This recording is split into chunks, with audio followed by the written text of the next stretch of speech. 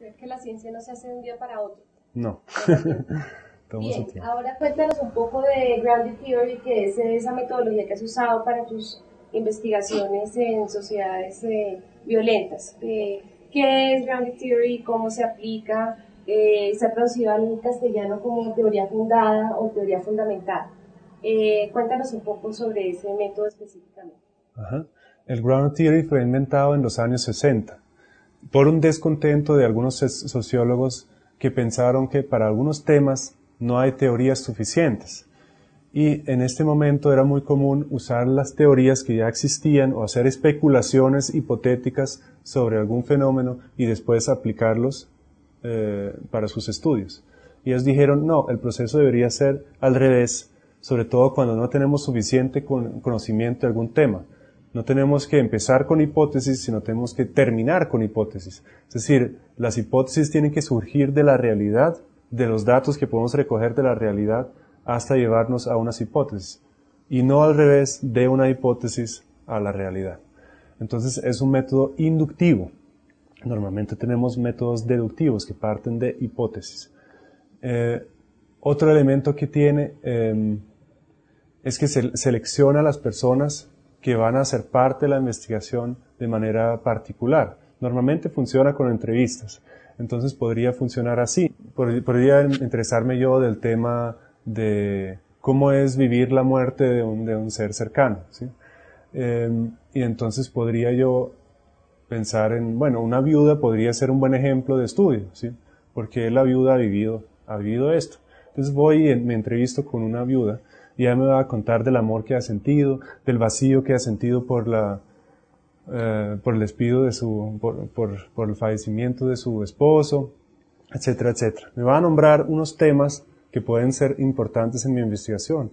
He hablado del amor, del vacío, ¿sí? Son temas que surgen en la entrevista. Entonces pienso, bueno, vamos a hacer una segunda entrevista, vamos a ver cómo es para un hombre que queda viudo, ¿sí? Porque de pronto es diferente que una mujer. Entonces, vamos a ver cómo es para el hombre, de pronto una persona que ha trabajado, y en este caso la mujer no ha trabajado, ha recibido el dinero del esposo, entonces configuran relaciones diferentes. Entonces, ahí me van a surgir otro tipo de temas. De pronto va a hablar de otros temas, de cosas que le faltan en el hogar, quién sabe, ¿sí? Y después voy y me entrevisto con una tercera persona.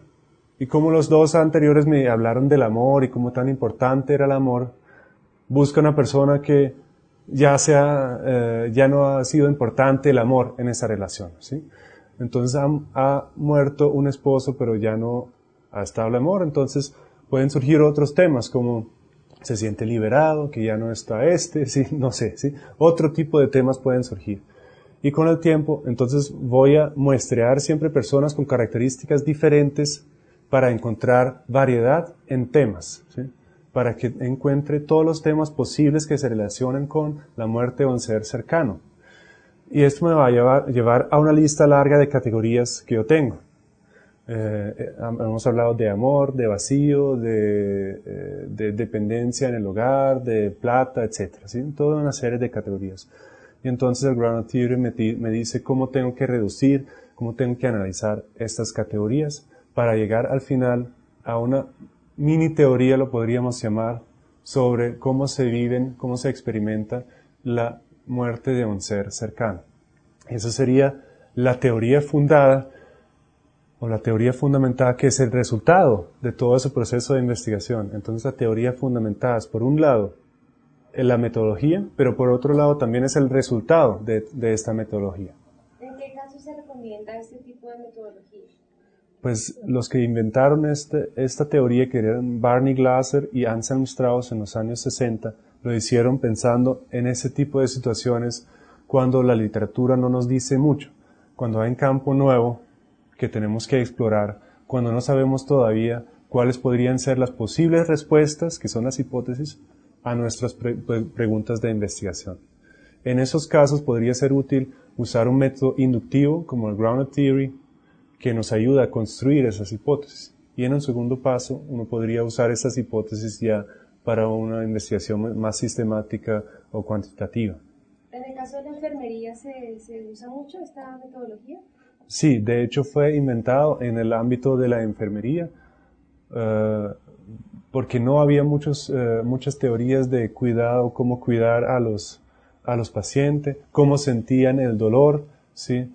Cómo tratar personas, justamente seres cercanos de gente que está muriendo. No había muchas teorías sobre estos temas, entonces ahí nació. Pero se usa también en otras disciplinas, se usa en la sociología, en la psicología, en la ciencia política no tanto, pero se usa en una variedad de ciencias sociales. Ahora, bueno, finalmente, para terminar, ¿qué recomendaciones nos darías a partir de tu experiencia de estos 3 años en Colombia? ¿Cómo crees que se podría mejorar la investigación cualitativa a partir de la experiencia que tienes y en general de las observaciones que has hecho como de la experiencia como académico visitando este país y de pronto otros países de América Latina? Uh-huh. Yo creo que aquí en general hay un miedo de la investigación cuantitativa, o sea, no la cualitativa, la cuantitativa, porque tiene una barrera de entrada muy alta, tenemos que conocer algo sobre estadística, ¿sí? Y eso es un proceso largo para poder aplicarlo. Entonces, por ese miedo a la investigación cuantitativa, mucha gente quiere usar métodos cualitativos, porque piensan que es más sencillo hacerlo. Y creo que eso está mal pensado, ¿sí? Es de pronto más fácil entrar a los métodos cualitativos, hacer una entrevista, uno puede hacerlo de manera bastante intuitiva, pero para hacer una investigación bien, también con los métodos cualitativos hay unos procedimientos que son importantes y que hay que tener en cuenta, hay que tener rigurosidad también.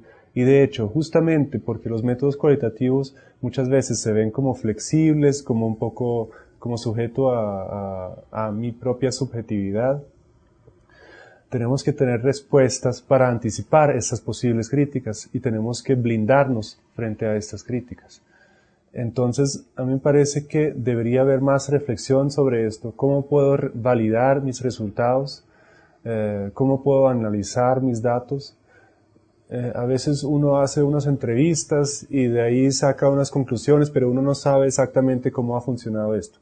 O sea, debe haber más transparencia en el proceso de investigación. Eso lo veo mucho, sobre todo aquí en Colombia, pero también en otras partes, porque hay esta creencia que en lo cualitativo todo está permitido. Es posible que todo está permitido, pero tenemos que reflexionar sobre por qué y cómo está permitido, qué y cuál técnica, y eso es clave. Y eso sería mi mensaje para la gente que quiere usar investigación cualitativa, que no piense que esto es algo fácil, algo intuitivo, sino también tiene sus estándares y tiene sus pasos a seguir, y espero que se haga con más transparencia. Una última pregunta de motivación: ¿por qué crees que es importante investigar? ¿Qué es lo que debería motivar a formar investigadores en un país o en una comunidad específica? Bueno, yo veo por lo menos dos impulsos diferentes. Yo soy simplemente una persona curiosa. A mí me interesa conocer cómo funciona el mundo. Entonces eso me tiene todos los días leyendo e investigando. Eso es casi un impulso natural que tengo. Y creo que el conocimiento es algo bueno que nos ayuda a progresar. Eso es la idea que yo tengo en mente. Y que nos ayuda a mejorar políticas públicas, que nos ayuda a mejorar la convivencia entre la gente. Pero puede haber una motivación un poco diferente, la veo mucho en Colombia, y me parece una motivación inclusive más válida que la mía, que es encontrar injusticias, encontrar situaciones que no son aceptables, como algunos problemas que tiene Colombia, y tratar de justamente investigar sobre ellas, estos problemas, y tratar de buscar soluciones para estos problemas. Es de pronto una investigación más directamente relacionada con la realidad y con la idea de cambiar la realidad, ¿sí? Pero es igual de válida, ¿sí? Yo no sé si es necesario que el investigador se separe del proceso de política pública, del proceso de cambiar la realidad, o si se involucra directamente. No sé cuál de las dos es mejor. Yo creo que ambas son iguales de válidas.